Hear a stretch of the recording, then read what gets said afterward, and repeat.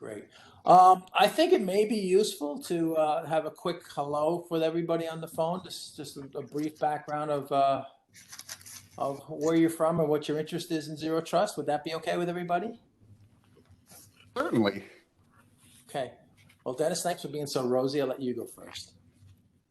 Okay. Dennis Morrow here. I'm a senior engineering architect in the advanced technology group of the Office of the CTO for VMware. I am involved in almost every aspect of Zero Trust, from trust enablement in the underlying platform to policy assertion from the business and user level, and trying to connect the dots between those two extremes.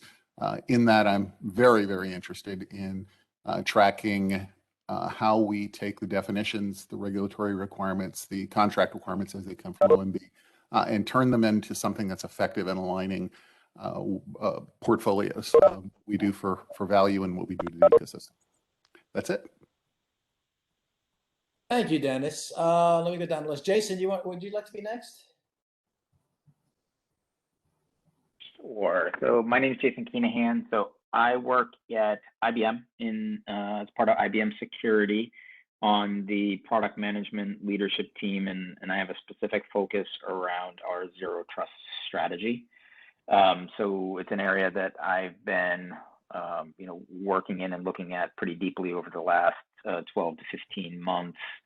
And as a part of what I'm focused on is not only enabling our products and technologies to deliver, on Zero Trust outcomes, but also very interested in, how we take some of those publications and reference architectures and things that have been published by groups like NIST, DoD, et cetera, and how do we get to a place where there's more standards, prescriptive guidance for organizations to be able to get there. And, as we identify some of those challenges for interoperability, hoping to, be able to collaborate and drive towards more clarity.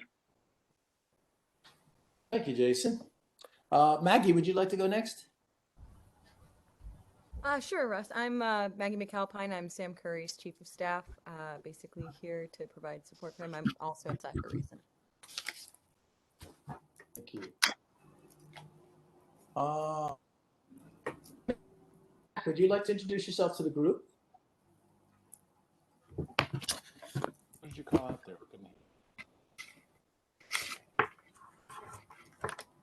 Did you unmute? No, I didn't hear that first part. Hi, I'm Mitch Thomas. I'm a strategic architect at Tripwire. For those who don't know Tripwire, we're focused on security and compliance, both in the industrial and the IT space. Maintaining visibility and assets across your IoT network, allowing you to protect against cyber events, threat, and critical systems. We've published a paper on Zero Trust, and I'm very interested in the standards here as well.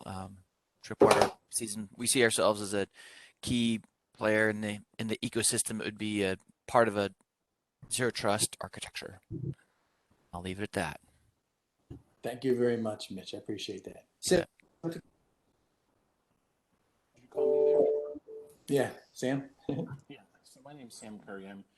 I'm Chief Security Officer for Cyber Reason, and I've been in security with SCOL for a long time. Also visiting fellow at the National Security Institute. And I'll say that the hype has me really bothered around Zero Trust. I believe Zero Trust is a principle we should be following, much like least trust or least function. In fact, I would refer to it as least function or least permissions. Privilege. Thank you. See you in a moment. I think least trust is probably the best term, and what I'd like to see is us come up with ways people can really get on a path to do this without interrupting IT dramatically or having too monolithic absorb all at once. I'd like to see us get meaningfully close to Zero Trust, so I don't believe we can just leap to it. There's going to be a skew from any one of us that just says, here, buy this and you'll get a Zero. So I'd like to see how we do it while minimizing hype, maximizing the ability to actually achieve things and get results. It's state of the art.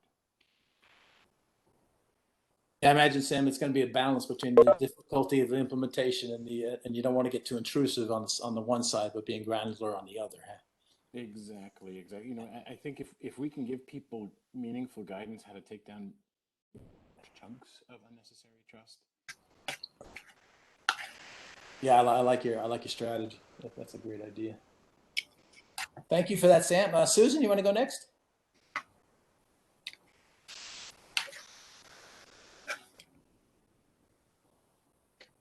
No, Karen's captioner. Thank you. Thank you. Thank you very much. Let me go back up to the top here. Brian, would you like to go next, please? Okay, just doing a sound check. Can you guys hear me this time? Yeah, pretty clear. Awesome. Okay.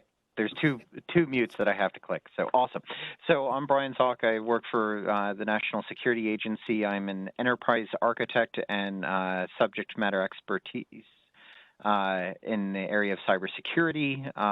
So I end up working with DoD as well as across the agency on a bunch of different big architecture things. And in recent months, I've been working with DoD to reinvigorate its development of an enterprise reference architecture for cybersecurity.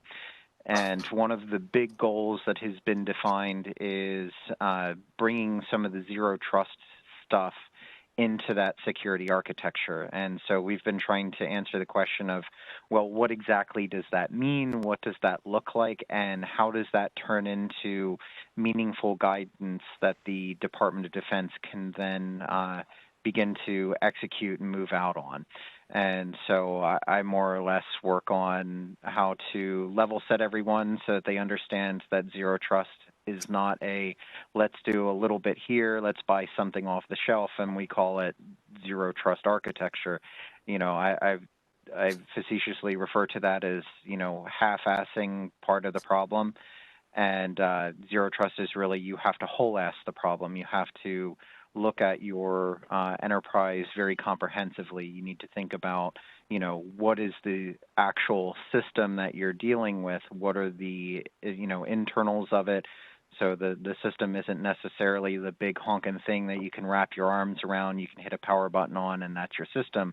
It's the, you know, collection of the IT hardware, all the different components inside of, you know, more hardware, software, operating systems, virtual machines, and the advent of consideration of data as an asset is now kind of changing the calculus of what a system boundary is, since there's inherent functionality with regard to the data itself. So I'm kind of rambling on about a whole bunch of things, but this is an extremely complicated problem, and we need to think about an enterprise more comprehensively and think about all of the interchanges between all of those different layers of an enterprise, and how do we do security and how do we establish trust for any sort of interfacing between those different layers. And so I kind of dip my toes in a whole bunch of things, but really it's geared towards enterprise architecture, establishing common understanding, and then trying to get progress on it.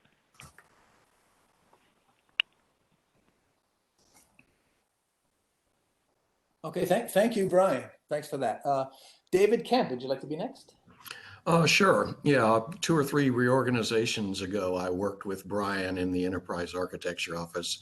I'm now working on the OpenC2 standard and cyber defense, and we are working on an OCA project called Posture Attribute Collection and Evaluation.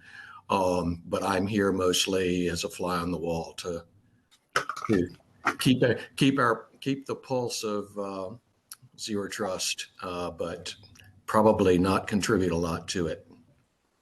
Thanks. Okay, thank you, David. Dee, you want to go next? Oasis. I am the OCA support person. Most of you have heard a lot, maybe too much from me, but I think we already pretty much have some content rolling on our zero trust blog, don't you think? It's a good start. Okay, all right, guys, that's it. Okay, thank you. Janet, would you like to go next? Sure. Can you hear me? Yes, we can. Okay. Hi. I'm in the same org as Dave Kemp. So basically the same feeling as him. Trying to keep the pulse on zero trust and standards, and like a fly on the wall as well, just to try and. I'm new in the organization. I've been in when they were IAD. So like Dave Kemp, I've been through a lot of reorgs, but back in the new cybersecurity center, it's called CCSS. But anyways, I'm excited to join. Thank you. Thank you very much for joining. We do appreciate it. Michael R., would you like to go next?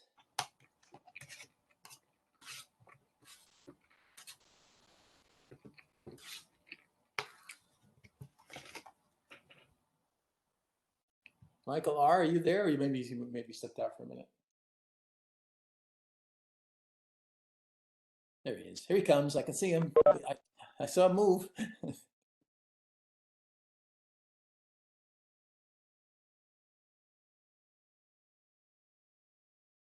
It looks like he's changing his connection. I have two Michael R's now. Is that you back, Michael R? Hey, can you hear me, Russ? Yeah, that's much better, Michael. I see your connection didn't work out too well, so you redid it. Thank you.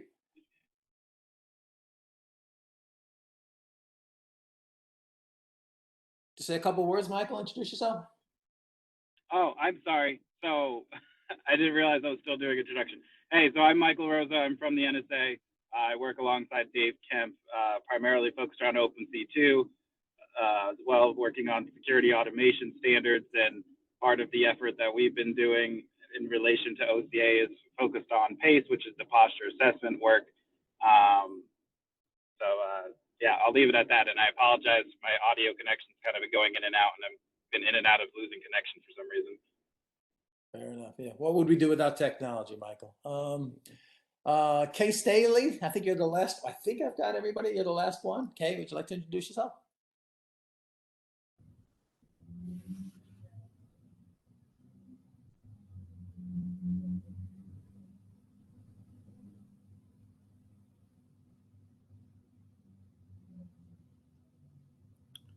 Yeah, Karen is with our organization also, working with Mike and myself. She may have a little interaction, yes, with her interpreter. So yes, fair enough. Fair enough. Not a problem.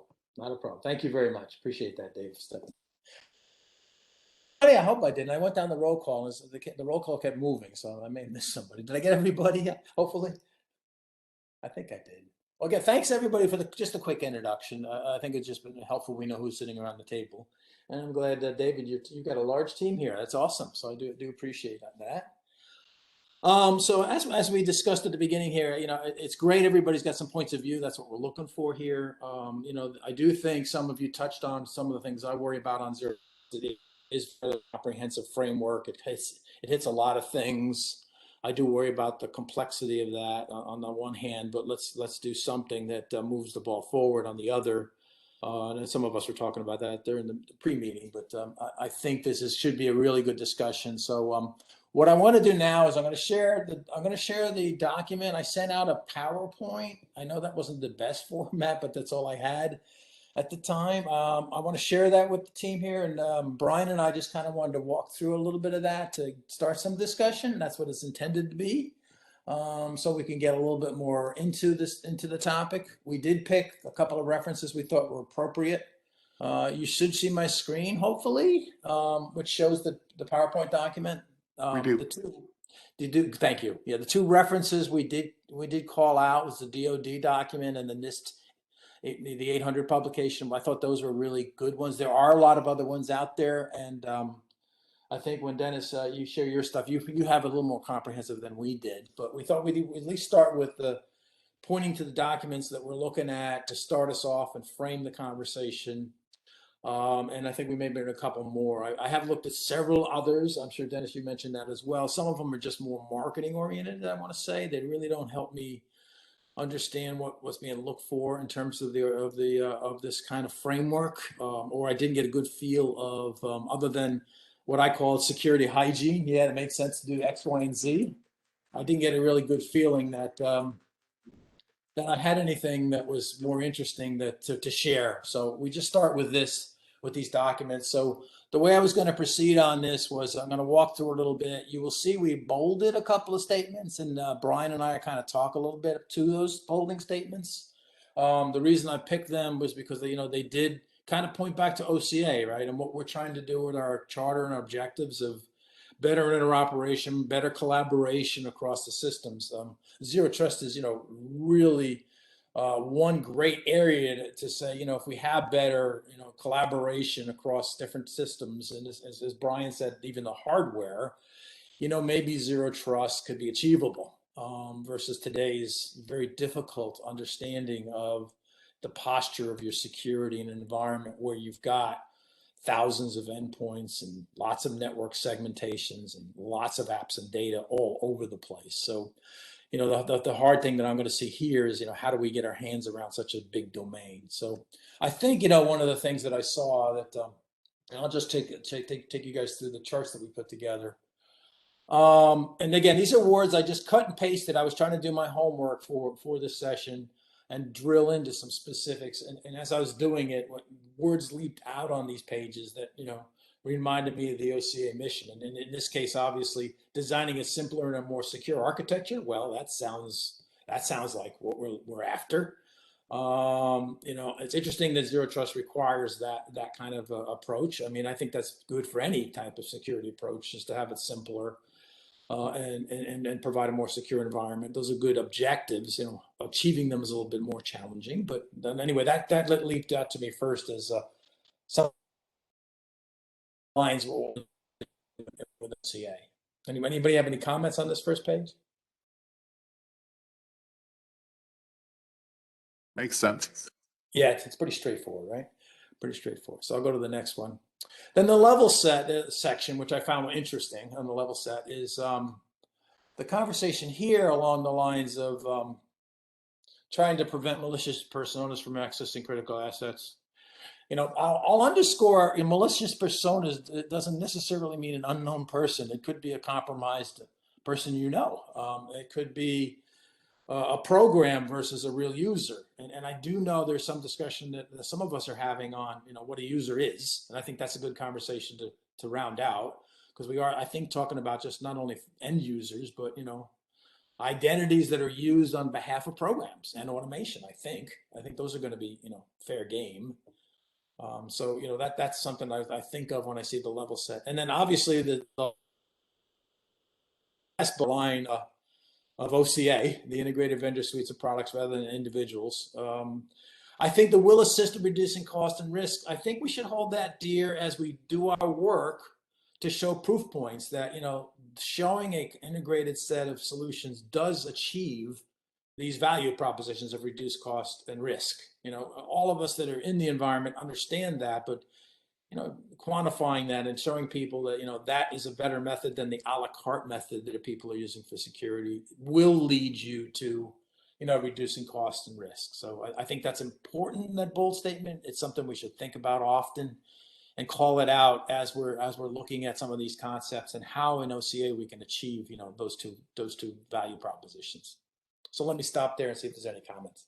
Yeah, and this is Brian Salk. So I'll pile on to the earlier bullet on this slide, is that we can't, let's say, pigeonhole ourselves into thinking that this is all about protecting against what people do, especially with machine-to-machine communications and activities becoming more prevalent in an enterprise.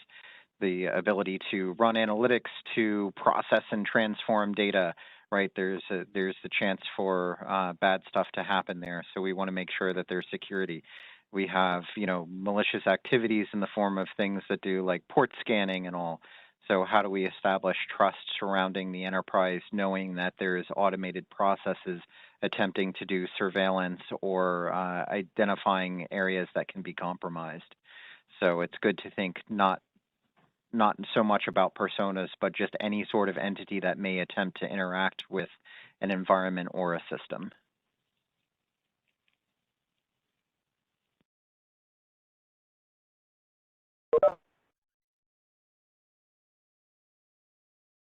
Thank you, Brian. Yeah, absolutely. Anybody else would like to comment, or to next.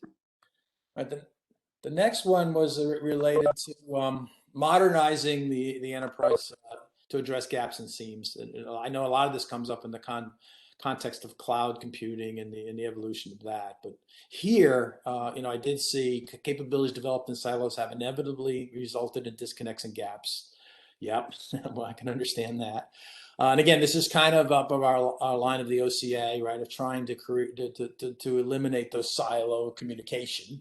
We do believe there's a lot of great technology across the gamut of technology out there today that's required and needed, but the one-on-one communication between technology products, as we've talked about in OCA, is not an effective system of doing it. And I know in history, I've worked on networks and systems and all sorts of things that we always started with siloed approaches. And as we matured those technologies, you ended up with a more of an architected approach, more of a collaborative way so that people can take technologies and communicate across them. So, I mean, I think in security, especially the developing in silos problem is a big one, I think. And so it's calling it out here and calling it modernizing, which is fine. Modernizing security is a great thing to do, I think, but it's something I think that we're going to have to achieve as we look at it as a reference architecture or as a reference approach to dealing with zero trust. So I'll stop there and see if anybody has any comments.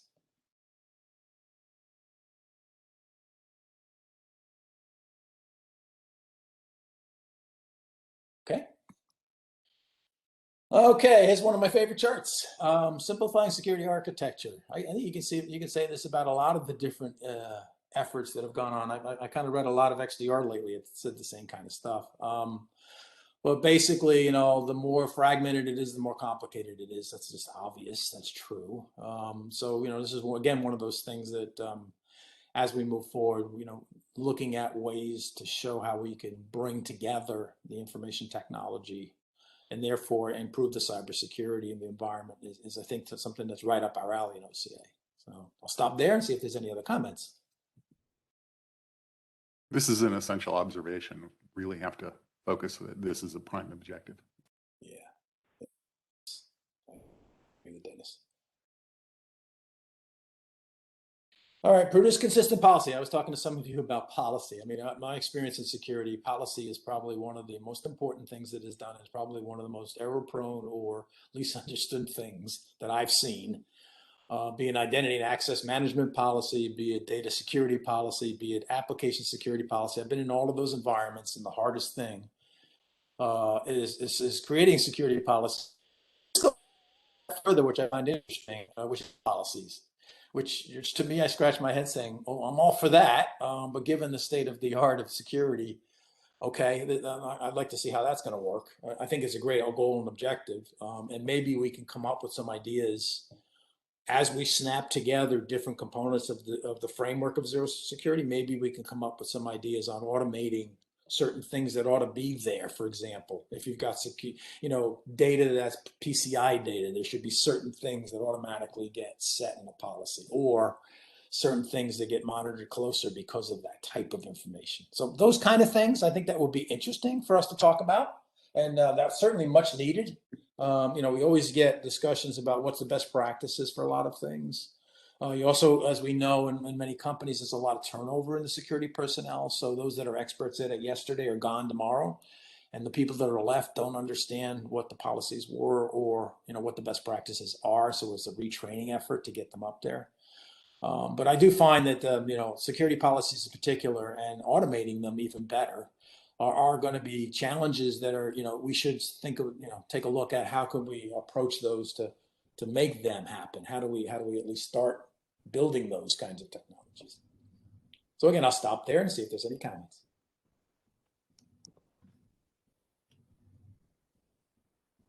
Yeah, you mentioned natural language policies and then automating them. That's certainly a challenge, coming up with languages to express digital policies, making sure that the policy is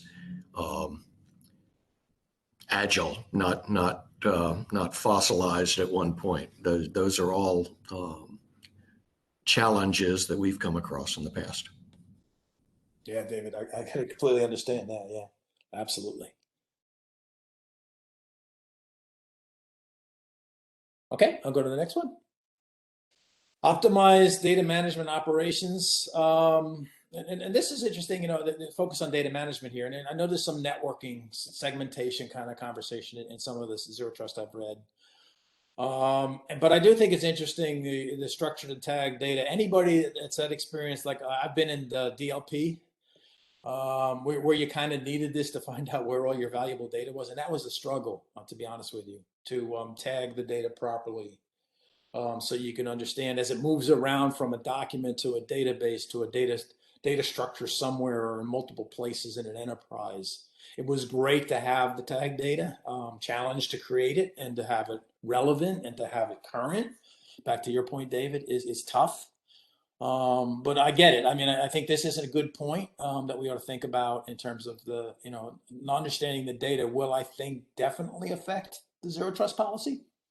Who accesses it, how it's handled, those kinds of things. I almost read a little DLP behavior into that, but I think that is important. I think that's a fundamental that we'll have to think about as we go through what we're doing. But a tough one. It is a tough one to understand how to make that work effectively. So with that, I'll stop there. Any comments?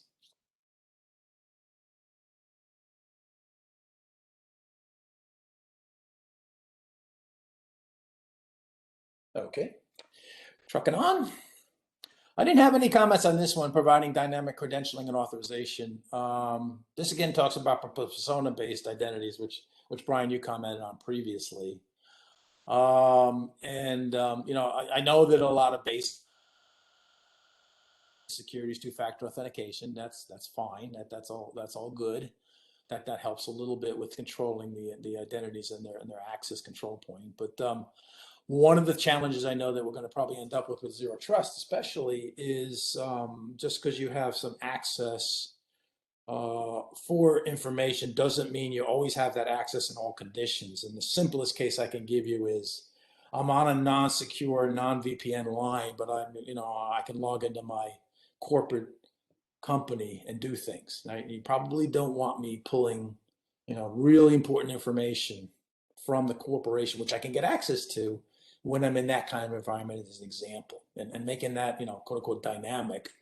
That authorization part of that is a challenge, but something again that's called out here. But so that to me is a hard problem to solve. But hopefully when we have our discussions, we can come up with some ideas and approaches on how do we deal with it. To stop here and see if there's any comments.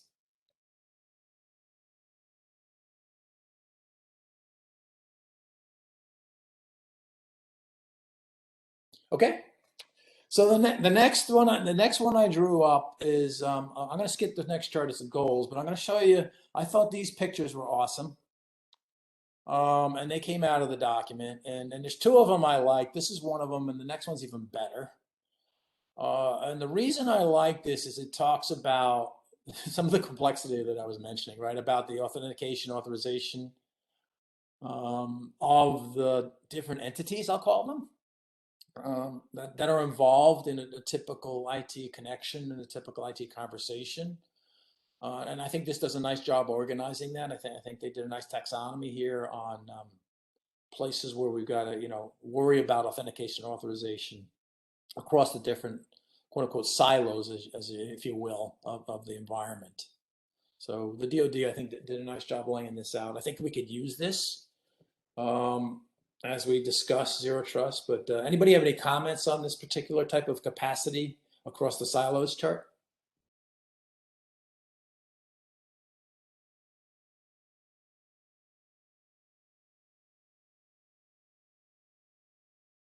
Okay, so I'll give you my favorite chart. This is even nicer. I like this chart even more.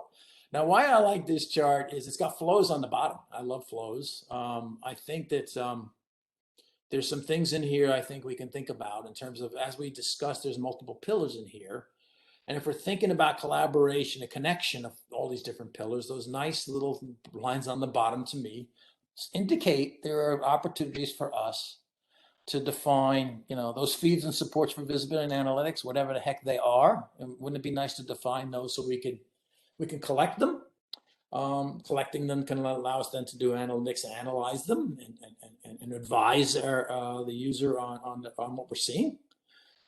So I like the the line on the analytics and visibility, and I like the line on the automation, orchestration, and green, because I think that's going to be a combination of context-driven, getting information on the environment, as well as the ability to orchestrate, automate, either taking actions and or around a particular security incident.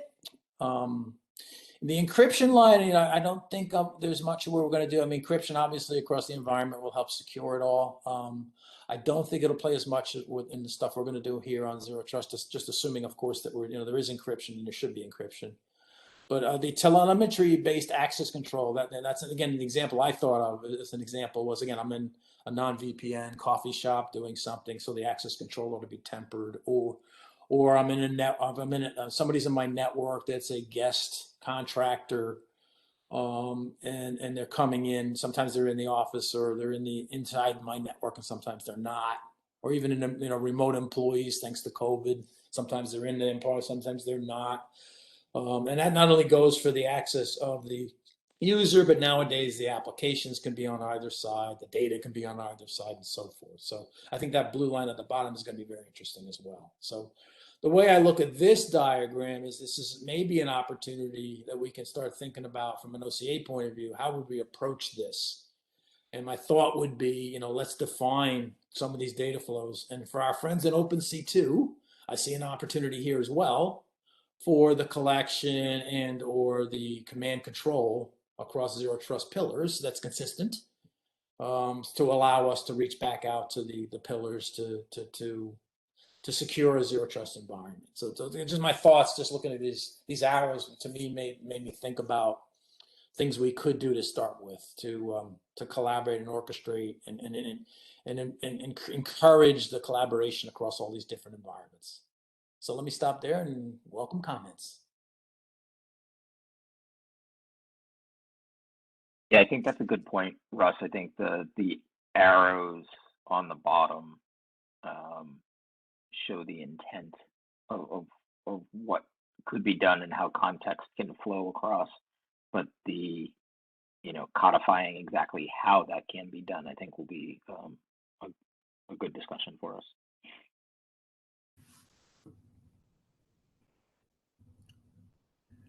Since you mentioned OpenC2, I think of that less as a particular protocol and more of as an architecture tool. And I'm thinking about the ancient ICOM diagrams that we used to use in system design. You'd have a node that would have inputs, outputs, controls, and mechanisms. And so if you separate your flow of information from the control that affects that flow, that's sort of the way I think of OpenC2.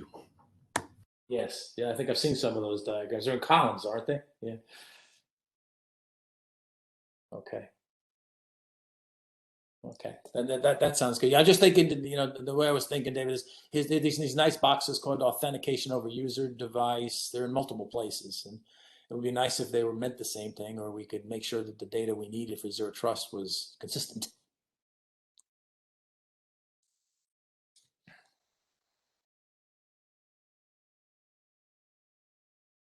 All right, any other comments on this diagram?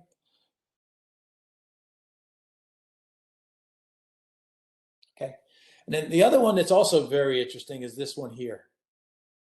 Now, this one here, for those that are doing the PACE project, it hit me as, hey, maybe your PACE architecture where you've got a manager, quote unquote, on the right, collection points in the middle, and then the actual agents, quote unquote agents, which would be I think the authorization decision points. I almost think that we can think of a model where PACE could help collect the information, right? And obviously it's driven by a SOAR. That sounds familiar for you PACE guys. That's what PACE does. So I kind of almost thought that could be interesting, is can we, orchestrate, if you will, and collect all the different decision point data that we have, i.e. the access control information, and get that together so we can do policy checking, and we can do policy enforcement, and we can also flag events against policies. But that was my initial take on this, but I'd be interested in those of you that work on PACE if you see a similar structure here.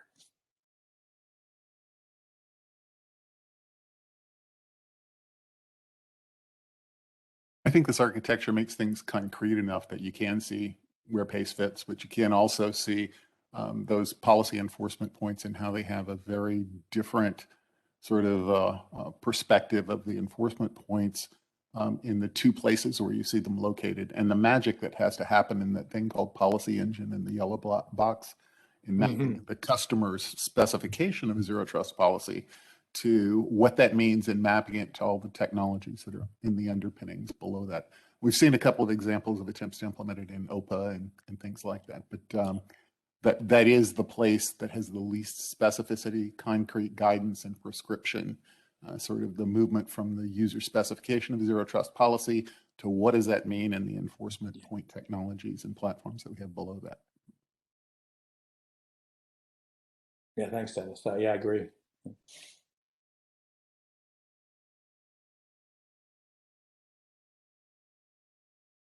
Okay, any other comments? Anybody's welcome to make comments? Otherwise, I got one more chart. Hopefully you guys find this helpful as a level set, because it at least gives us we're on the same page. So given, and I kind of hinted at my possible actions, and this is just me throwing stuff on a chart. So don't we can cross all these out. We can do something completely different. We could do none of these. But I thought just reading through this, I thought the arrows we talked about, the lines down the bottom, right? Define data exchanges to achieve zero trust. That's what I mean by that. Those we were talking about 2 charts ago. Those nice arrows down the bottom.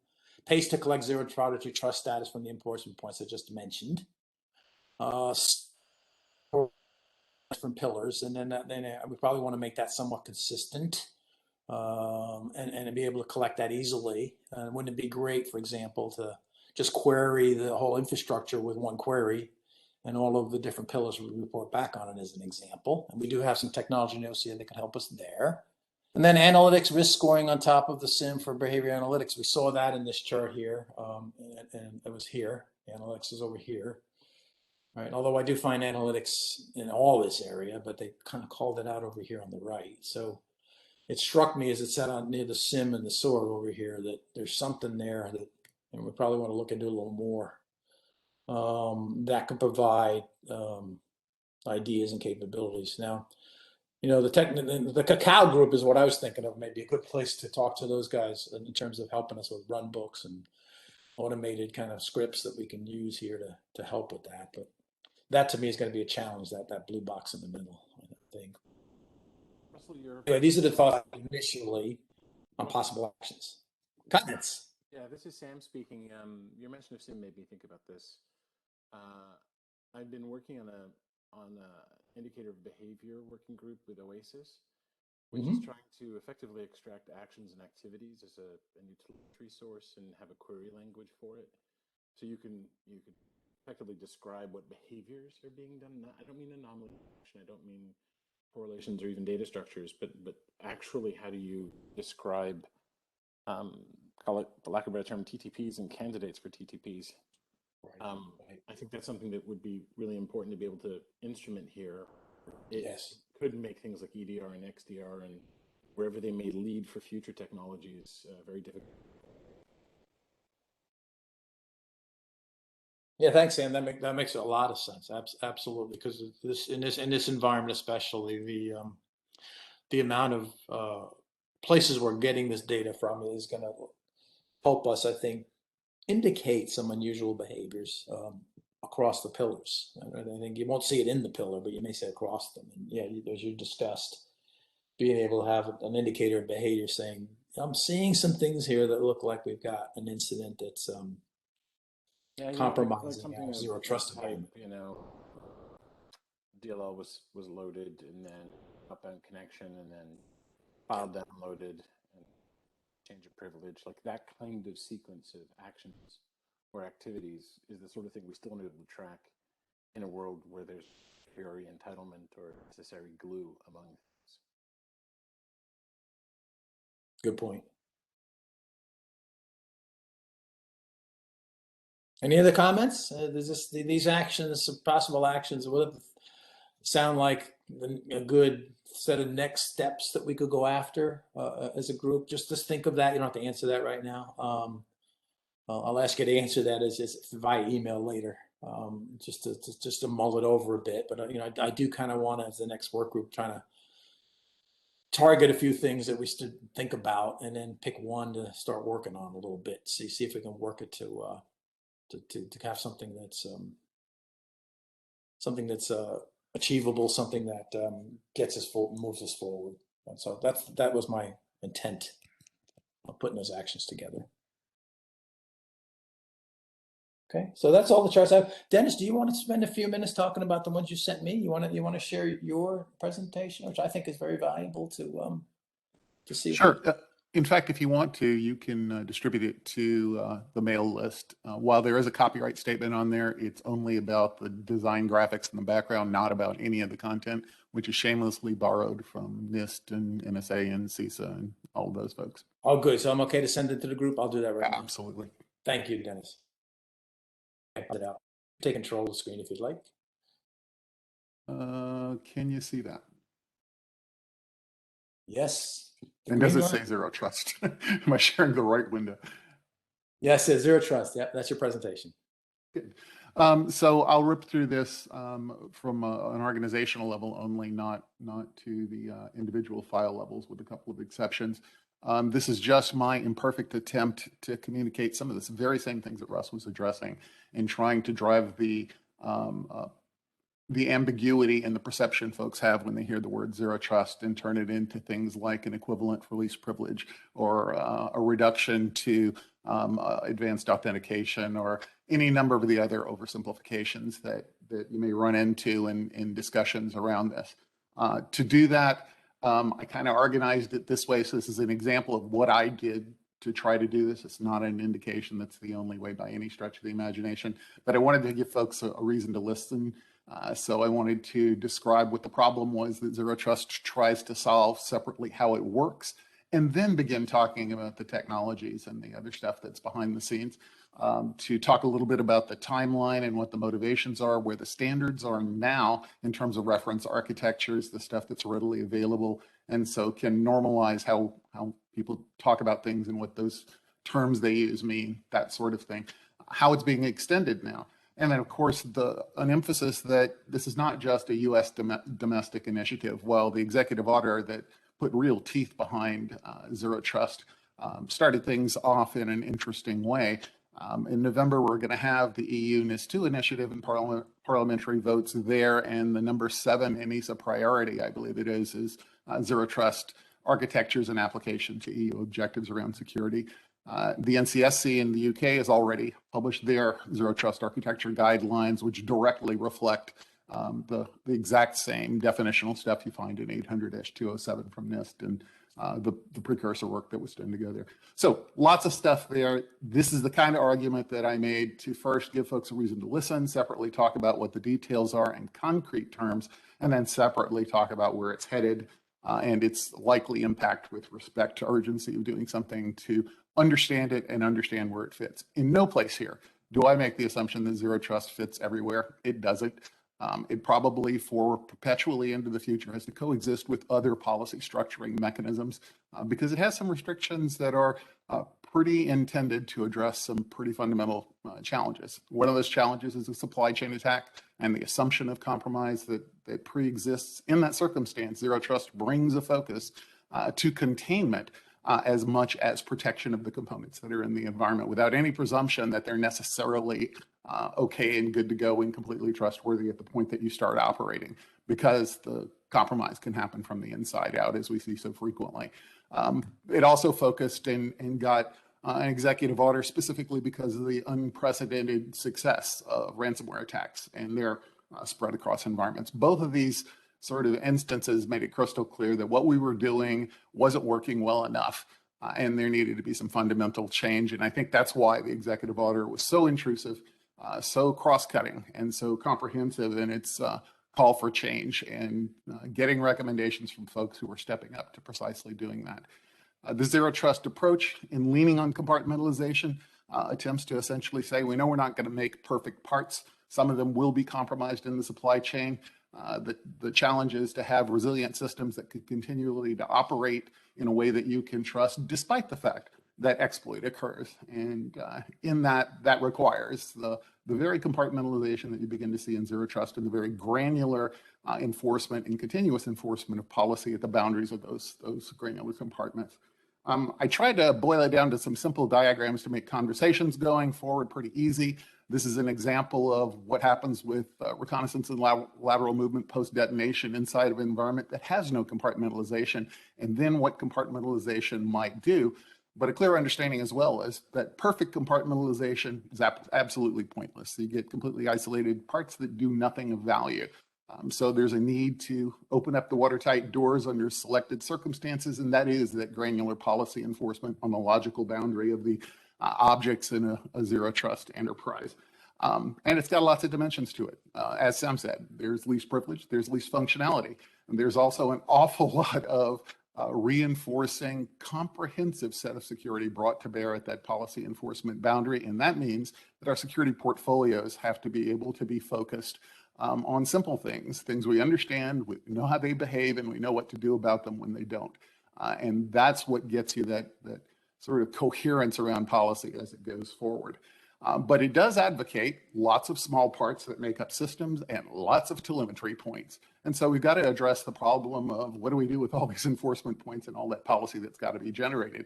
They're bringing to focus the idea of the risk awareness being based on risk that is business impact and not just CVSS score or connectivity or degree of anomalous behavior.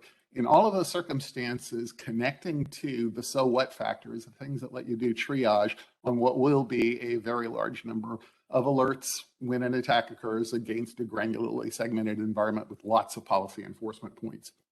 When you boil all this down to the simplest understanding of zero trust concepts as they're expressed in the documents, you really get zero trust policy, which is really an enterprise/user-based policy expressed in terms of subjects and objects and the risk that they pose to the enterprise if they don't happen well or if they do happen and shouldn't. There are the zero trust reference architectures right in the middle. They map that user level policy into the underlying platform primitives that get used in an opinionated way to take the isolation and encryption and detection and enforcement capabilities in the underlying platform and focus them on realizing the business policy at a higher level.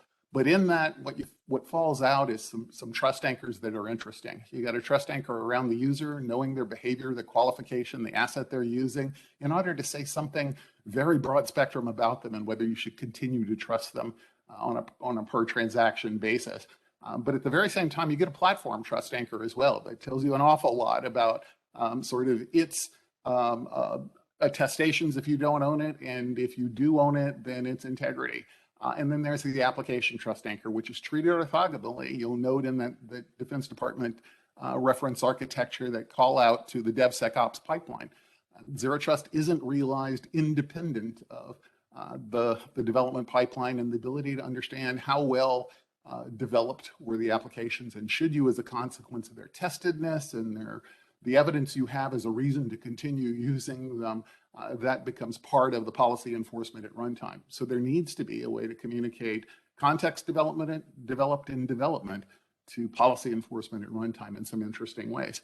As we got further into this, though, we get very much a reiteration of the very fundamentals that you saw in Russ's presentation, an appeal to the definitional documents and to the guidance that came as a consequence, to the executive order itself, which is sort of startling that you have an executive order from the president that actually bothers to call out a technical definition and one in fair bit of detail that directly echoes sort of 800-207, the NSA guidance, and a ton of precursor documents. At that point, I thought I had enough context then to go through things you'll see as very familiar: the NIST reference architecture, the understanding that it applies at the endpoint, at the gateway, back in the data center, and in all scenarios, but that if you do a partial implementation, as the NSA cautions, you get a very false sense of zero trust security in that domain, that you really need that perspective that you know a lot about the subjects, you know a lot about the objects, that you get granular enforcement at both points to really move the ball forward with respect to the achieved resilience and the ability to actually do something against the problems that were posed in the first place. The maturity model, helping to make sense of how we consume the stuff going forward, and then the citations and the caveats, that zero trust is complex. It takes a long time to implement, and there's a ton to do there. More importantly, not all systems are going to be able to make it. Some will have to be re-implemented and or rewritten, probably in more modern technologies, in order to be able to be protected in a zero trust sense. So with that as a start off, the rest of the slides just go through enumerating things that you'll see that you'll recall from Russ's presentation.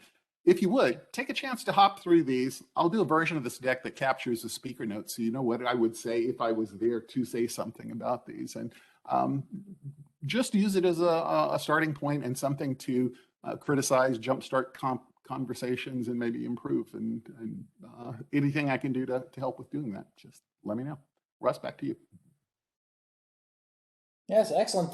Thanks so much. I mean, it's a great reference document. I'm just looking through all this stuff. I've got to go read through the rest of it too. Thanks for doing that. I think it does give us some good pointers to have a framework of what we're looking at here. And I like some of these charts on transitioning to zero trust. That's interesting. So very good. Thanks so much for that. I do appreciate you sharing it with everybody. Sure. Okay, we're almost at the top of the hour. We filled up your first day in the workshop. Hopefully that was helpful. I hope folks got something out of this. It was intended then to be a level set. What I would ask you to do in an email to me, and I'll collect everything together, is your thoughts and ideas, given the suggestion that I was making on next steps. Again, you don't have to take any of mine. You can have your own and or both. I would appreciate in the next couple of days, while you're still fresh in your head, if you could send me an email what you think the next step should be that the group can hold on to. I'd like to have this meeting every other week on the same time, if that's okay with everybody. But I do want to kind of take direction from the group on where you guys want to kind of drill in, or what you think of the next steps. I thought, the first meeting obviously is a level set, makes sense, but I do want to, try and dive into some of this and try and see if we can make some progress in an area at least. Without boiling the ocean. That's my thoughts. But if you guys think there's a different way of maybe the OCA getting their hands around this thing better and coming up with a recommended whatever, it could be a reference architecture, it could be an approach, I don't know. I'm all ears. So I'm just trying to come up with some thoughts on things you can direct us as a group that you'd like to have us do. So if you could do that during the next couple of days, email it back to me, or even better, if you want to email to the OCA architecture distribution list, and we can do it as a group, that's even better, because I'm on that group anyway. So if you want to share it across the group, feel free. If you just want to throw it at me, that's okay. And I'd appreciate that as the input in the next couple of days, so I can figure out what to do with the next steps and set up the next meeting. All right, any other, we got 3 minutes left. Any other comments about the meeting, or comments that you would like to make at this meeting? I do have a question. How long do you think we will be at this? At least for this workshop. Oh, definitely the rest of the year. Do we have a directive to be able to execute against? Are we looking to, or is that what we're coming up with and then we execute? Yeah, the latter bits. Yeah, it's up to us. Right? It's up to us. So my motivation is to kind of get something moving. So I feel like we've got a target in OCA that we can work towards. So that's a goal. But no, the second part of that is that you mentioned is that's up to us as a group what we want to do. So if I understood you, then I think you're saying we should be able to pick something that's doable by the end of the year. Is that right? Well, the doable, Mitch, is it could be just a reference architecture. It could be a white paper. It could be anything. So yes. Yes. Okay. Yeah. Understood. Yeah. Yeah. And then that's my goal is to get that, because I do think, I found that before when we do these kinds of things, to have something declarative that we can send down and says, here's where we're at and here's our state of position at least is I think helpful. So, we're not sure, we're just spinning our wheels and not wasting time. We're making progress in some area. If that makes sense. That did. Thank you. Yeah. Yeah, no problem. Anybody else? Any comments? Welcome. Comments? Any thoughts? I will post the web, as you know, I've been recording it. I will post that out to the I actually put it on YouTube. I'll make a channel for it. I will post Dennis's and my presentations out there as well. So all the material will be out there. So if you ever want to go back and look at it, or you want to see the material that we've got here, I'll put it someplace so you can find it. I'll put in a GitHub. I will create an area for this stuff so it's easy to find. All those things is something I'll do before the next call. All right, with that, thank you everybody for coming. I do appreciate it. We're right at the top of the hour, so we're honoring our on-time commitment here at OCA. Thank you very much. Thanks, Russ. Thank you. Thanks, guys.